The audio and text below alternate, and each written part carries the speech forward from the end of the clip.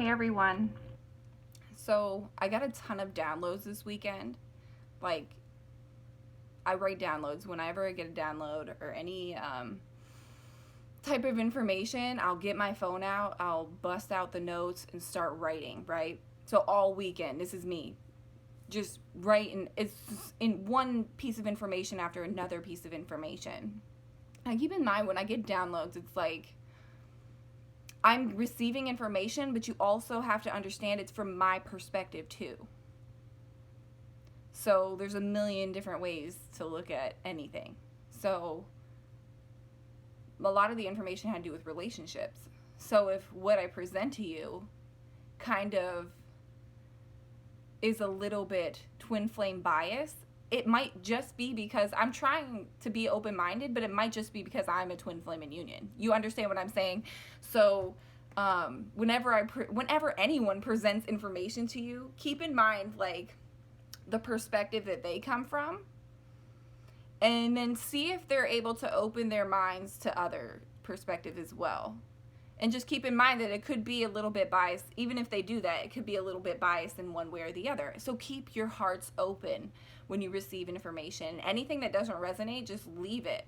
If it resonates, take it. Great. That's awesome. No need to write anything negative. If you disagree, just click off the video and be on with it. Because when you talk about relationships, newsflash, everybody's experience is going to be different. Everybody's going to choose to operate in their life in relationships in different ways. But it's really awesome to understand as many different perspectives as humanly possible and be open to them, so you're able to really settle into whatever is the highest good for you. So for me, I've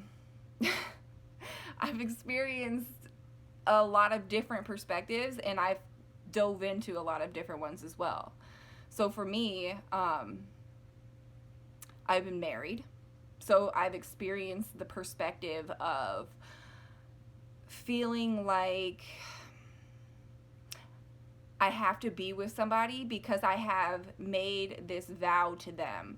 And a lot of people, you know, even though I was unhappy, or there'll be a lot of people who are like in their marriage but in a neutral emotional state of being, like, I'm not happy but I'm not like sad or depressed or anything either, so like this is good, I'll settle, I'm content. But we came here for bliss. We came here to experience everything that we desire. And we're able to achieve that if we can get ourselves out of these belief systems that hold us back. Now, if you're married right now, I'm not saying that your marriage isn't making you happy. Maybe it is. Like, there's plenty of people who are in marriages that are happy and can make it work. But there's also 10 times more people who have convinced themselves that the right thing to do is stay somewhere they don't feel happy because of emotional attachments, or emotional security, or financial security, or they have kids with this person, or their religion says you get married one time and that's it, and you are totally loyal to that. I mean, or your reputation. You don't want to be that person who got divorced. You're scared of what everyone's going to think of you. So a lot of people just settle in life because of those reasons. And because of that, they never reach their full potential in any area of their life because that thing is holding them back. If you're not in alignment with your higher self, you cannot reach your fullest potential in anything that you're doing. It's impossible. So that's why when we get into this spiritual journey, the first thing we have to start working on is these belief systems that have been indoctrinated within us since we've been born. And they were indoctrinated within our parents and their parents and their parents. I mean, it's generational. And now that there's an awakening going on, we have that opportunity to, first of all, acknowledge that it's even happening. Most people are blind to it. They're in these situations, but they're like, oh, happy wife, happy life, you know? Like, I'm going to walk on eggshells because my wife is emotionally seeks emotional security in me, seeks whatever she is lacking, she tries to make up for it, or has this person try to deliver that to her. She seeks her self-worth in another person. I'm not just saying, this is just an example. The roles can be reversed in so many ways in these toxic relationship dynamics that we have in unawakened people in our culture. And then some people, you see them trying to bring that into new age spirituality. And it's exploding in their faces, because we have to start really examining these belief systems, and if every aspect of what you're participating in serves your highest good, and if it doesn't, do you have the courage and the strength and the self-worth to make a change?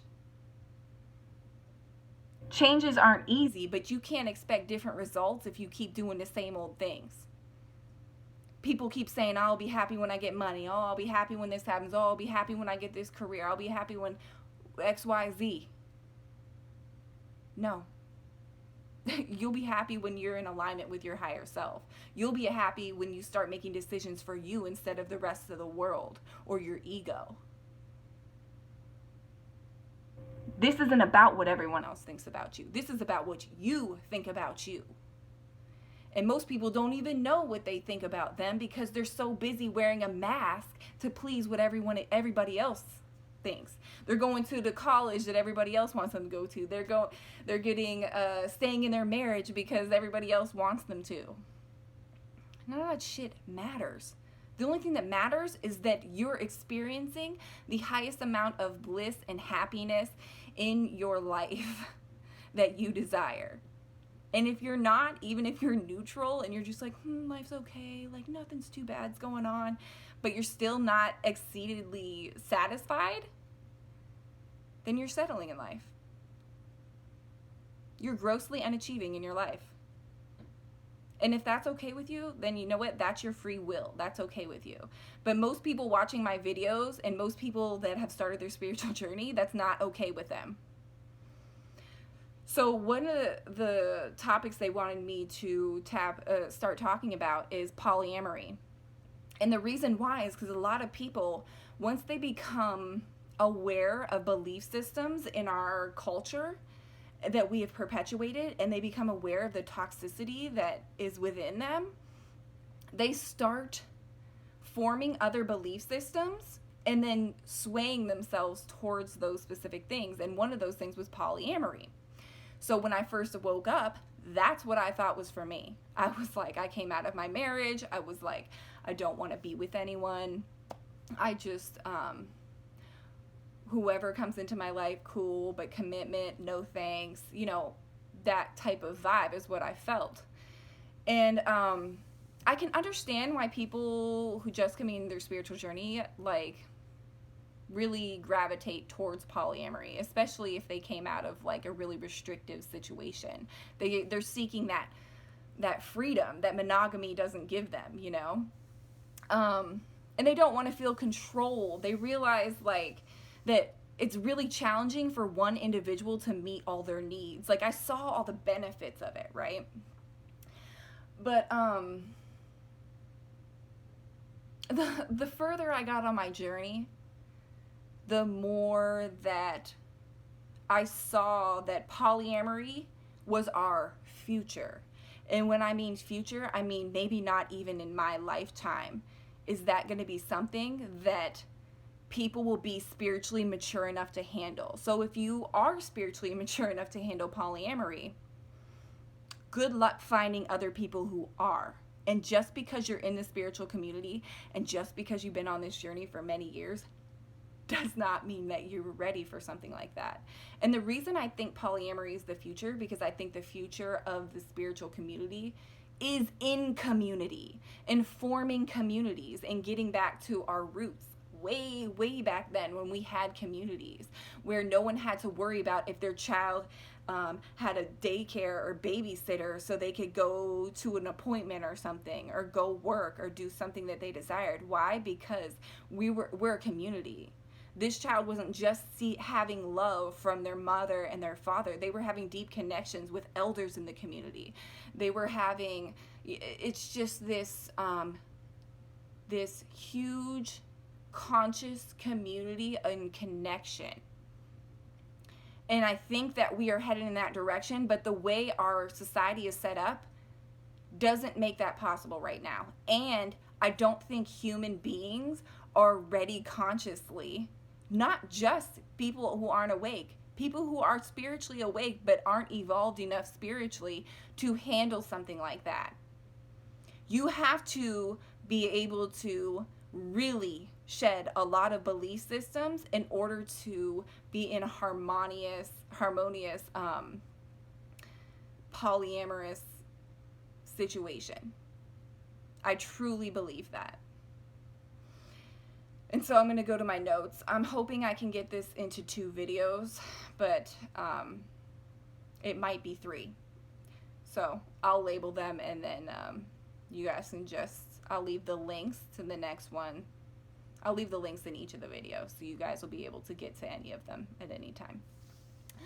Okay, so I didn't even talk about what is polyamory. So polyamory is basically having deep relationships with multiple people.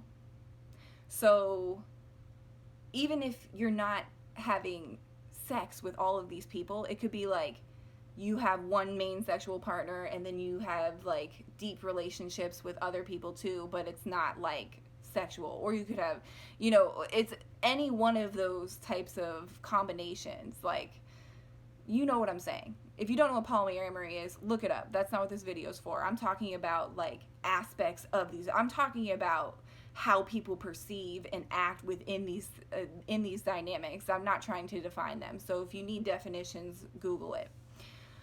Okay, so like I said, I really don't think there's many people that are spiritually mature enough to sustain a polyamorous relationship for many reasons.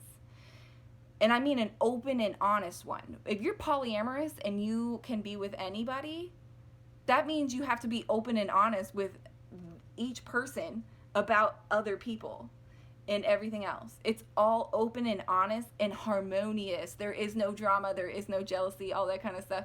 Very little, like, that is harmonious. And I really don't think we're there yet. I don't. But I do think that it is the future, because I think a very, very evolved being is there. Okay? So, okay, let me look at my notes, because I don't want to get out of order. I want to do this in somewhat of an order.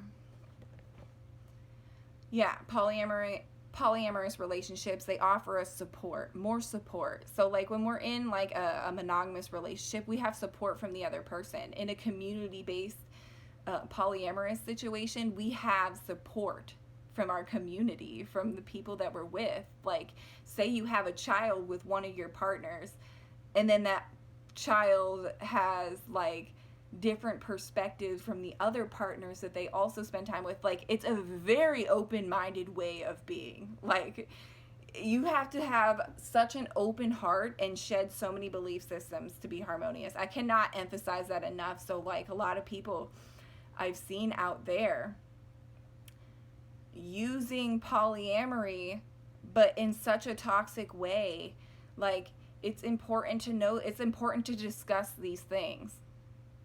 Okay, so this is what happens.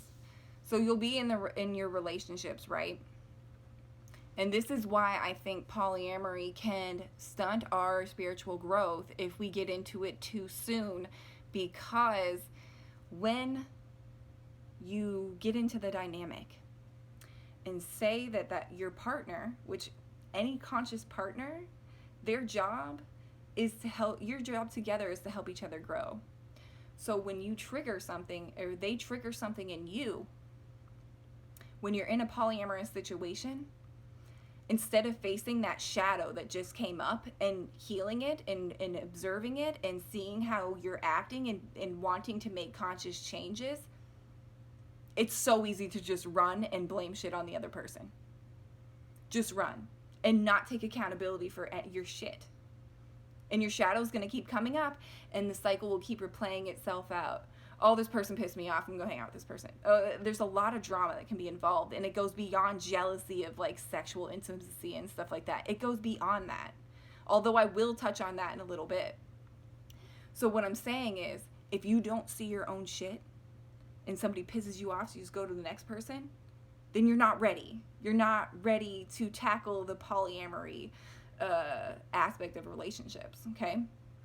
So just keep that in mind. Like, when your stuff comes up, it means it's like, okay, Kelsey, this is another opportunity for you to see your own shit and handle it. Because when you're triggered, it's on you. It's not on the other person. Unhealed people blame it on the other person. Hurt people hurt people. And it's not their fault. They're just not being conscious of what they're doing. Okay, on to the next.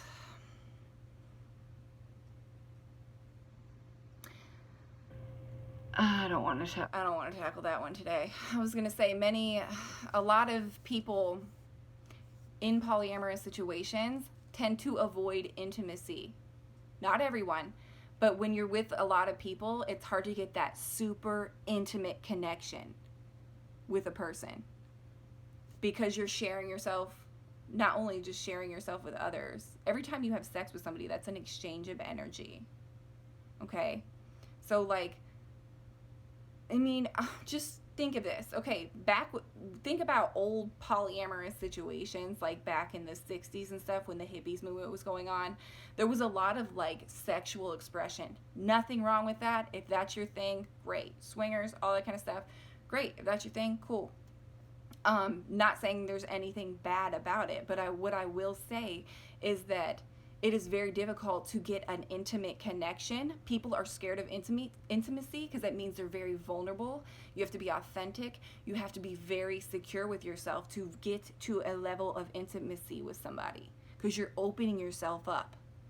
So people who struggle with insecurities are very afraid to really open themselves up.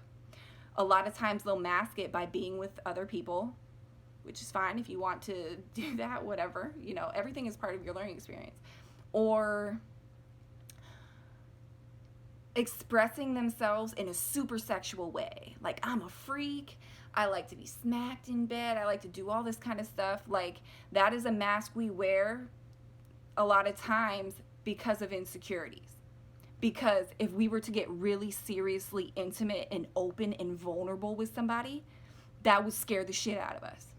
Because that means we have to be intimate and vulnerable with ourselves.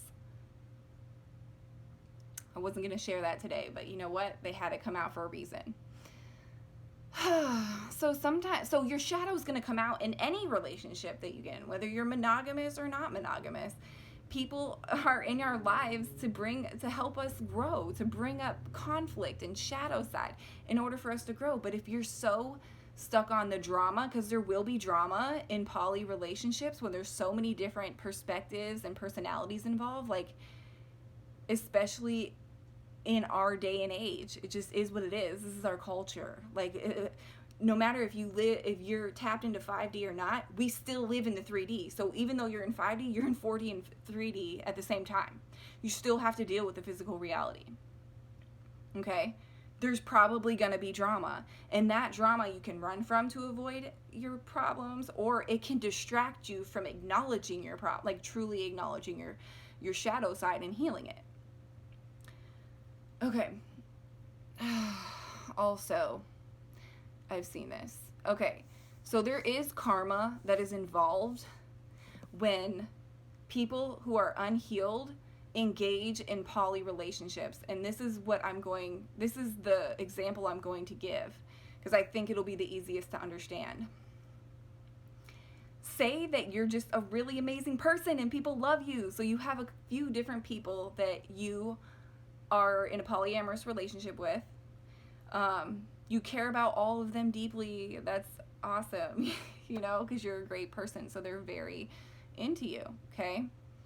So because they know this about you, that you choose to be in this, maybe they prefer a monogamous relationship, but they're open because they care about you that much. they truly care about you that much, and they understand your perspective and like the pros to being in a poly relationship. Like there are pros, okay? So when you go sleep with somebody else, and you will know if that person wants monogamy or polyamory, or if they're doing it just because they like you. Like, you know, they just want that experience, even if they know that you have other people, you know? So say you go and you sleep with somebody else, and you tell them about it because you're open and honest, and that's how polyamory works, right? Deep down, you know, and they know that's going to eat them alive. And then you use that as, well, that's your jealousy issues you need to work on. But let me tell you what it also is. That's you knowing you're going to hurt somebody, but doing it anyways. If you know this person does not want to be in a poly relationship with you, but they are because they care about you and they truly would rather have monogamy, you should not be having sex with them.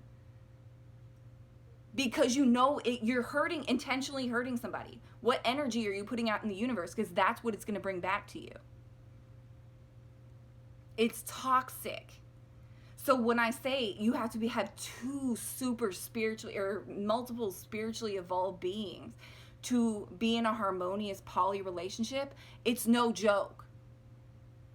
And somebody can think they're super spiritually evolved because they're the one that has like all of the partners or whatever, and then let stuff happen to them and it crushes them. And yeah, maybe that is a learning experience. Maybe that is a way, experience you're choosing so you can grow.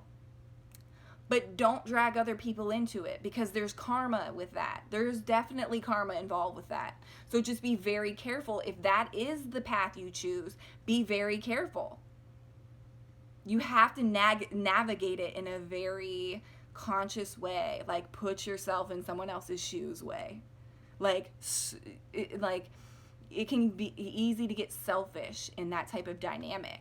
So you really have to put yourself in another's shoes in that dynamic. I mean, you want to in any dynamic, but especially that.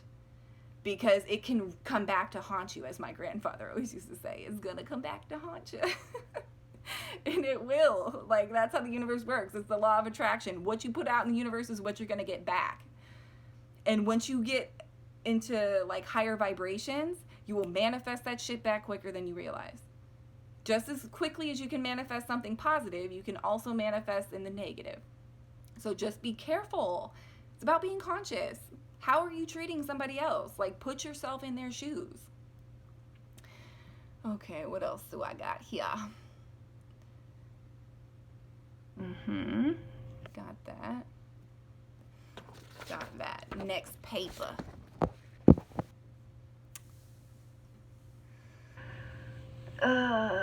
Yes. Okay, so now I'm going to start kind of bringing in twin flames, but just so we can transition into the next video, because this one's already 23 minutes. So, a lot of twin flames get a bad rap because of the spiritually immature twin flames.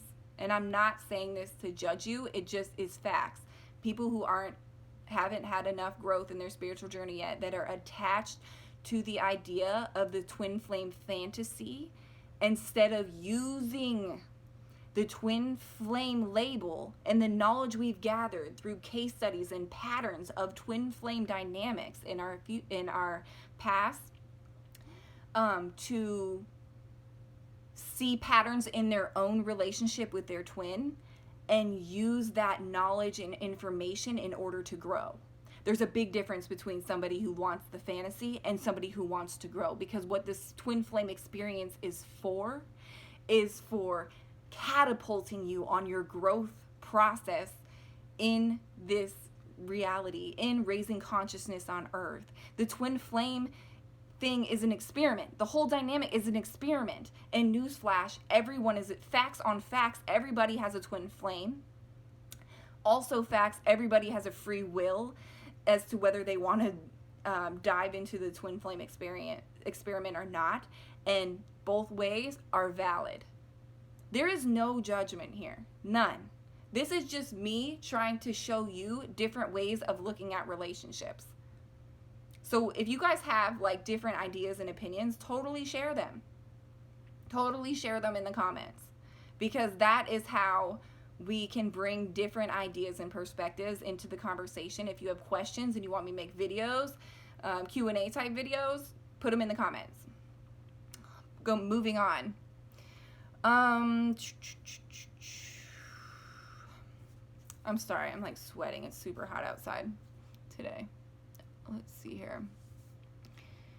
Spiritually, and a lot of people that come into spirituality, into the poly thing, they bash the twin flame thing because of the whole people that are, there's so many people that are obsessed with the fantasy ideal that comes with it, the heaven on earth thing. And heaven on earth is a part of it. I know, because I'm coming into that with my boyfriend. So it is part of the twin flame thing. But the growth and the shit you have to go through to see your own shit and take care of your belief systems and your ways of thinking and your ways of interacting with people, especially the ones you love most, like, that is what this experiment is all about. That insane growth. And that's my whole point, is like, don't push away the twin flame thing because of your assumptions about what it is, or you don't want to be affiliated with that, because that might taint your reputation, because there's a lot of people who are affiliated with it that are in it for the fantasy thing, and that doesn't align with your beliefs. Well, they don't have anything to do with you. Twin flames exist, facts on facts. So you just have a choice whether you wanted to partake in that journey, that challenging journey, or don't. And that's another thing I wanted to mention. Like, I totally think the polyamorous people and the twin flames are the ones that are like, hell yeah, let's freaking grow, because why the hell else would you choose the two hardest ways to catapult your growth process if that wasn't why you came here? If you're resonating towards one of those two things, it's probably because you came here to kick ass and grow. And you can kick ass in a soulmate relationship, but it's much softer and safer. And I totally understand taking that route too, because, like, who wouldn't want to have a nice, slow, easygoing growth process? I mean, that's also has its pros, you know what I'm saying? So I'm not bashing. I think any one that you choose, even if it's being alone, like, throw that in there, they all have their pros and cons, trust me. So, I'm just throwing different perspectives out there. Okay. Yeah, there's no right way. I just wrote that down and I just reiterate. Okay.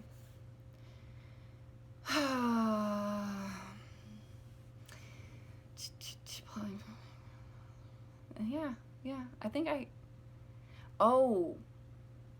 I just wanted to mention to you guys. So after I received all this information, I was writing everything down. I was like, what about twin flames that are polyamorous? Because just because you're a twin flame doesn't mean you're in a monogamous. That doesn't say I'm monogamous.